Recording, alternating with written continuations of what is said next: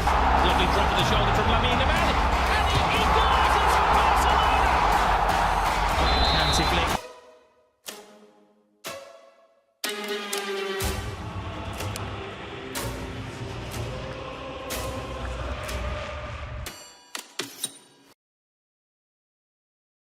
안녕하세요 여러분. 오늘은 세계 축구의 흐름을 이끈다고 해도 과언이 아닌 FC 바르셀로나와 레알 마드리드의 재정 담당 고문을 모시고 흥미로운 이야기를 나눠보려 합니다. 저희가 준비한 건요, 그냥 축구 얘기가 아닙니다.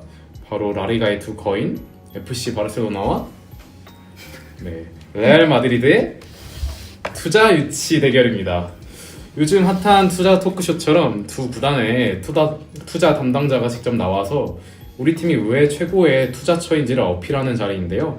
오늘 영상에서는 마치 여러분이 글로벌 투자자가 된 것처럼 어느 팀에 투자할까를 고민하면서 들으실 수 있도록 꾸며봤습니다. 자, 그럼 첫 번째 팀부터 만나볼까요? 안녕하세요. 저희는 세계 최고의 축구팀 중 하나인 FC 바르셀로나에서 새로운 투자를 유치하기 위해 이 자리에 나온 IR 담당자입니다. 한때 축구계를 지배했던 팀 FC 바르셀로나. 축구계에 새로운 혁신을 가져오고 정말 눈이 부실 시절이 있었죠. 그리고 축구 역사상 가장 위대한 선수라고 불리는 고트 리오넬 메시를 필두로 한 티키타카는 단순히 경기를 이기는 것을 넘어 하나의 예술처럼 보였습니다. 이랬던 저희 구단도 2020년대 접어들어 재정적으로 큰 위기에 직면했는데요. 화려함 뒤에는 감당할 수 없던 재정적 무게가 숨겨져 있었던 것이 사실입니다. 왜 그런 위기를 맞이했고 어떻게 극복을 했는지 오늘 이 자리에서 바르셀로나 구단의 인생 그래프를 통해 알려드리도록 하겠습니다. 네, 우리에게 익숙한 바르셀로나의 영광부터 위기까지 구체적인 이야기 바로 들어볼까요? 구단의 창설부터 말하면 너무 기니까요. 2008년으로 거슬러 올라가서 시작하도록 하겠습니다. 현대 축구 최고의 감독 중 하나로 평가받던 펩 가르디올라의 부임으로 전설이 시작됐죠. 당시 디펜딩 챔피언이었던 맨체스터 유나이티드를 챔피언스 리그 결승전에서 꺾은 것에 모자라 라리가, 코파 델 레이, 스페르코파, 유파, 슈퍼컵, 피파 클럽 월드컵에서 모두 우승하며 축구 역사에 남을 6관왕을 기록했었습니다. 네, 2010년대 저희 바르셀로나는 영광을 유지하기 위해 끝없이 투자했습니다. 유소년 육성 시스템인 라마시아 출신 선수들 뿐만 아니라 네이마르, 루이스 수아레스 등 세계 최고의 선수들을 데려오기 위해 막대한 이적료와 천문학적인 연봉을 지출했었죠. 2017년 네이마르 선수가 PSG로 약 3천억 원의 이적료를 남기고 떠나고 주요 선수들의 은퇴, 기량 저하로 바르셀로나는 새로운 팀을 만드는 리빌딩이 필요했습니다. 때문에 쿠티뉴, 덴벨레, 그리즈만과 같은 각 리그의 탑급 활약을 펼치던 선수들 영입에 총 약 4억 유로 이상, 하나로 약 5,600억을 투자하며 판을 새로 짰죠. 하지만 새로 영입한 선수들은 줄줄이 부상과 기량 저하, 적응 실패로 돌아갔고 자연스럽게 챔피언스 리그에서의 경쟁력도 잃어가며 스타 선수들의 막대한 연봉에 비해 적은 수입을 거두게 되었습니다. 챔피언스 리그 성적 같은 경우에는 구단의 재정적인 부분과 직결돼서 좀 타격이 클 것 같은데요. 그렇죠. 단순히 구단의 성적과 명예에 그치는 것이 아니라 재무적인 관점에서도 매우 중요한데요. 4강 이상 진출 시 상금과 중계권료를 합하면 약 1억 유로, 하나로 1,400억에 달하고 이는 구단 연간 수익 약 20% 이상을 차지하는 비중입니다. 이렇게 중요한 구단의 수익 파이프라인 중 하나인 중계권료와 상금이 줄어드니 구단은 점점 휘청거리기 시작했습니다. 네, 즉 성공을 지키기 위해서 본격적으로 투자했지만 그게 결국에는 재정적인 리스크로 돌아왔던 거군요. 그리고 2020년 안 그래도 좋지 않은 상황 속에서 올 것이 옵니다. 바로 코로나19 팬데믹이 오고 마는데요. 그 위기로 수면 위로 위기를 끌어올렸습니다. 경기장 문이 닫히면서 티켓 수익이 사라졌고 누적된 부채는 폭탄처럼 터져 나왔습니다. 2021년 새로운 회장이 취임했을 때 구단의 부채는 무려 13억 5천만 유로, 약 1조 8천억 원에 달했는데요. 선수단 임금은 구단 수입의 103%를 차지했죠. 이에 메시뿐만 아니라 피케, 부스케츠, 조르디 알바와 같은 주요 선수들도 구단을 위해 자발적으로 임금의 70%를 삭감하는 데에 동의했습니다. 하지만 메시의 경우 임금 삭감에도 불구하고 라리가의 셀러리 캡 규정과 결국 이 불균형은 구단의 상징이었던 리오넬 메시와의 재계약 불발로 이어졌습니다. 구단은 그를 잡고 싶었지만 재정적으로 불가능했습니다. 사회자님은 혹시 바르셀로나의 구단주라면 이 위기를 극복하기 위해 어떤 전략을 펼칠 것 같으세요? 저라면 유소년 육성에 집중을 하고 좀 대외적인 투자나 프로젝트는 조금 지양했을 것 같아요. 근데 이 절망의 나락으로 떨어진 바르셀로나, 저희 구단은 여기서 멈추지 않았습니다. 저희 구단은 유소년 육성뿐만 아니라 이런 재정적 위기를 한 번에 극복할 수 있는 바르셀로나만의 핵심적인 가치와 전력이 있었는데요. 바로 소개해 주시죠. 네, 솔직하게 말하면 한 번에는 아니고 많은 기간이 필요로 하는데요. 저희 구단이 그럼에도 꺼내든 카드는 바로 경제적 지렛대였습니다. 미래 수익을 현재로 끌어와서 급한 불을 먼저 끄는 파격적인 레버리지 전략인데요. 먼저 저희 구단은 향후 25년간의 라리가 중계권료 25%를 미국 투자회사에 매각해 6억 유로가 넘는 대규모 현금을 확보했습니다. 이어서 구단의 미디어 자회사인 바르샤 스튜디오의 지분까지 절반가량 팔아치웠습니다. 이 모든 자금은 급한 부채를 갚고 선수단 등록에 필요한 셀러리 캡을 맞추는 데 사용되었습니다. 이는 단순히 빚을 내는 것과는 다른데요. 구단이 보유한 자산 중에서 잠재적 가치가 높은 권리를 매각함으로써 대규모 자금을 빠르게 마련할 수 있는 전략입니다. 물론 이 지렛대는 미래의 수익을 담보로 하기 때문에 위험을 감수해야 합니다. 하지만 이 과감한 선택 덕분에 바르셀로나는 재정적 위기에서 벗어나 다시 정상적인 구단 운영을 할 수 있게 되었습니다. 현재 바르셀로나는 에스파이 바르샤라는 홈구장 재건축 프로젝트를 통해 장기적인 수익 구조를 개선하고 있습니다. 2조 원을 투자해 기존 낡은 경기장, 저희가 흔히 하는 캄프누 그 경기장을 다목적 스포츠 경기장으로 개조를 하고 수용 인원을 99,000석에서 105,000석으로 약 10,000명 늘리고 상업시설을 대폭 확충하며 스포티파이와 네이밍 라이츠 계약을 체결하여 구단의 시설을 통해 수익을 다각화하는 전략입니다. 네, 제가 이 경기장을 찾아봤을 때 아직은 완공이 안 된 것으로 알고 있는데 이게 완공이 된다면 앞으로 더 수익을 많이 얻을 수 있겠네요, 정현 씨. 네, 맞습니다. 바르셀로나라는 구단은 라민 야말, 현재 핫한 라민 야말, 쿠바르시, 가비, 발데와 같은 최고의 재능을 가진 선수들을 파수분처럼 만들어내는 유소년 육성 시스템이 있고 경영진들의 과감한 결정과 역사를 함께한 수많은 팬들이 있었기에 재정적 위기를 극복할 수 있었습니다. 때문에 현재는 재정적 위기를 극복하고 작년 기준 7억 6천 유로의 수입을 거두며 축구 구단 중 세계 6위로 올랐고 하기 위해 노력하고 있습니다.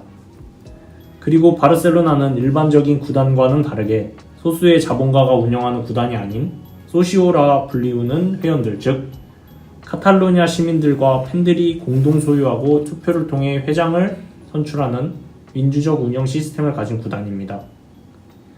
카탈로니아 민족 대표 구단으로서 역사와 정체성이 뚜렷한 구단이죠. 이러한 유형적, 무형적 가치를 지닌 저희 바르셀로나 구단에게 투자를 해주신다면 글로벌 비즈니스 확장을 위한 전략적 교두보이자 투자자의 사회적 영향력을 강화하고 수익을 기대할 수 있는 전략이 될 수 있을 것 같습니다. 네, 위기 속에서도 미래 수익을 당겨와서 위기를 돌파하는 과감한 전략을 사용한 점이 인상 깊었던 것 같습니다. 또한 전통까지 함께 지켜내면서 바르셀로나는 앞으로가 더 기대될 것 같습니다. 이제 레알 마드리드 이야기도 들어볼까요? 네, 안녕하세요. 저희는 명문구단 레알 마드리드를 소개할 IR 담당자입니다. 여러분들은 레알 마드리드 하면 뭐가 가장 먼저 떠오르시나요? 지네딘 지단, 크리스티아노 호날두 같은 전설적인 스타들이 가장 먼저 떠오를 것입니다. 레알 마드리드는 단순한 축구 클럽이 아니라 세계 스포츠 산업을 대표하는 브랜드라고 할 수 있습니다. 1902년 창단 이후 무려 120년 넘는 역사를 지닌 이 팀은 스페인 마드리드의 상징을 넘어 전 세계 축구 팬들의 마음을 사로잡았습니다. 하지만 레알 마드리드의 진정한 위대함은 필드 위 화려한 역사뿐만 아니라 미래를 향한 재정적 비전과 압도적인 수익성이 있습니다. 무엇보다 레알의 가장 큰 자산은 성과와 전통입니다. 챔피언스리그 역대 최다 우승 15회라는 기록은 다른 어떤 구단도 따라오기 힘든 업적입니다. 이건 단순히 많이 이겼다는 차원을 넘어서 세대를 거듭하며 항상 정상에서 경쟁해왔다는 것을 의미합니다. 팬들이 레알을 승리의 DNA를 가진 팀이라고 부르는 것도 바로 이런 이유 때문입니다. 맞습니다. 사실 레알 같은 팀의 경우에는 말씀해주신 것처럼 강팀의 이미지가 확실한 게 경기에서 패했을 때 오히려 더 화제가 된다는 점을 꼽아볼 수 있을 것 같아요. 맞습니다. 그리고 이 팀의 또 다른 매력은 슈퍼스타들의 집합소라는 점입니다. 디스테파노, 라울, 지네딘 지단, 크리스티아노 호날두 같은 이름만 들어도 알 수 있는 전설들이 모두 레알을 거쳐갔습니다. 갈락티코 프로젝트라 불렸던 이 전략은 단순히 세계 최고의 선수들을 모은 것이 아니라 구단의 브랜드 파워를 세계적으로 확장시키는 데 핵심적인 역할을 했습니다. 그리고 잊을 수 없는 건 레알의 정체성과 상징성입니다. 레알이라는 이름 자체가 스페인 국왕이 부여한 칭호에서 비롯되었고 그래서 지금까지도 왕의 구단이라 불립니다.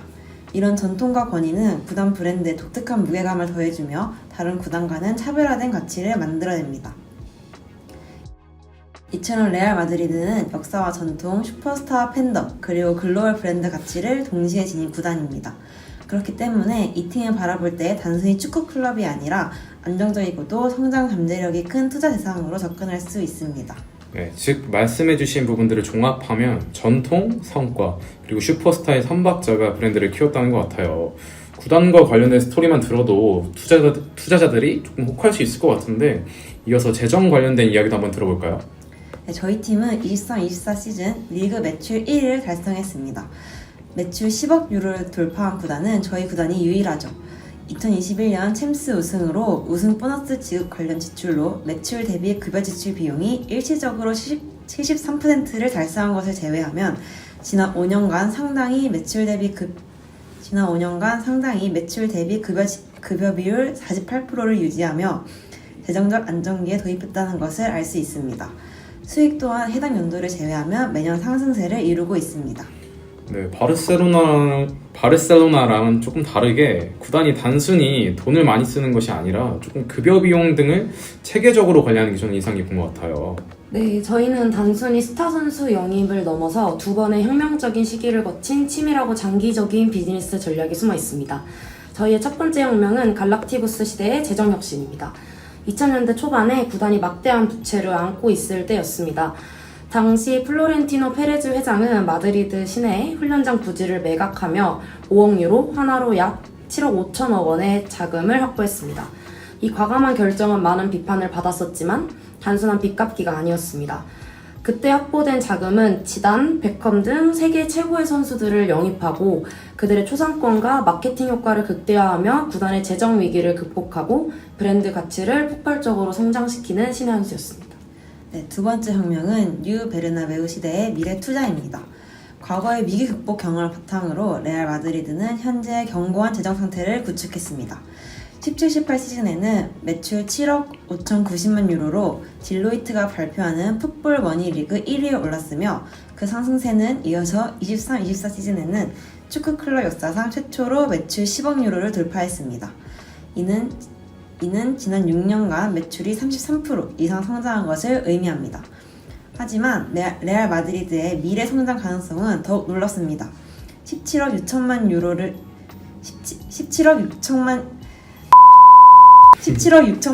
투자한 산티아고 베르나베우 리모델링이 바로 그 핵심입니다. 이 프로젝트는 단순한 경기장이 아닌 사계절 내내 수익을 창출하는 복합 문화 공간으로 경기장 관련 추가 수익이 연간 3억 유로 이상 발생할 것으로 전망됩니다. 네, 수익 관련 수치만 들었을 때는 경기장이 돈 버는 공장이 된 것 같은데 혹시 다른 지표도 있나요? 포브스 자료에 따르면 구단 가치는 2021년 약 47억 6천만 달러에서 2024년 67억 5천만 달러로 약 42% 넘게 성장했습니다. 이런 가치 상승은 재정적 건전성과 미래 성장 잠재력이 시장에서 높게 평가받고 있다는 명확한 증거입니다. 이렇듯 저희 팀에 대한 투자는 단기적인 수익을 넘어 검증된 재정 모델과 미래를 향한 비전, 그리고 지속적으로 성장하는 브랜드 가치에 투자하는 것입니다. 과거의 위기를 기회로 만든 탁월한 경영 능력, 10억 유로 매출이 증명하는 압도적인 수익성, 17억 유로 투자를 통해 확보한 미래 성장 동력, 그리고 마지막으로 42% 상승한 구단 가치가 입증하는 안정적인 투자처. 레알 마드리드는 이제 단순한 축구팀이 아니라 스포츠 산업을 선도하는 거대한 기업이자 최고의 브랜드로 자리매김했습니다. 레알 마드리드는 역사와 미래를 동시에 거머쥔 가장 확실한 투자처입니다. 네, 이렇게 두 라이벌 구단의 이야기를 모두 들어봤는데요. 비슷한 점도 있었고 두 구단만의 차별성도 보일 수 있었던 것 같습니다. 오늘 이렇게 네 분의 담당자들과 함께 스포츠 구단의 경영진 입장에서 투자 유치 대결을 들어봤습니다. 한 팀은 위기 속에서도 과감한 전략으로 부활을 꿈꿨고 다른 한 팀은 전통과 안정 속에서 미래 투자를 이어가고 있죠. 이제 결정은 여러분의 몫입니다. 여러분이라면 어느 팀에 투자하시겠습니까? 요거는 댓글로 남겨주시고요. 오늘 함께 해주신 두 팀의 담당자분들께도 감사 인사드리겠습니다. 저희는 다음 시간에도 더 흥미로운 이야기로 찾아오겠습니다. 구독, 좋아요, 알림 설정까지 잊지 마시고요. 감사합니다.